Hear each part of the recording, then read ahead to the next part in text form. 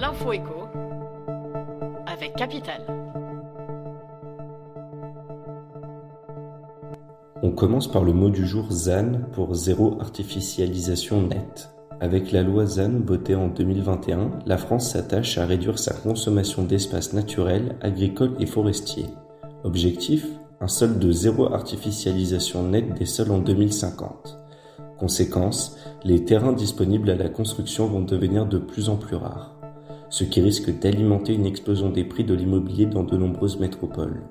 Le cabinet de conseil en immobilier Arthur Lloyd a identifié 20 agglomérations impactées par cette règle et les conséquences sur le coût de l'immobilier.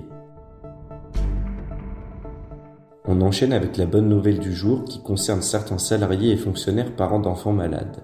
Grâce à un décret paru le 4 février, il est désormais plus simple pour eux de renouveler leur congé de présence parentale. Pour rappel, ce dispositif permet à un actif d'interrompre son activité pour s'occuper d'un enfant à charge atteint d'une maladie, d'un handicap ou victime d'un accident grave, tout en étant indemnisé grâce à l'allocation journalière de présence parentale. Plus de détails sur notre site. On poursuit avec la personnalité du jour, Tony Estanguet.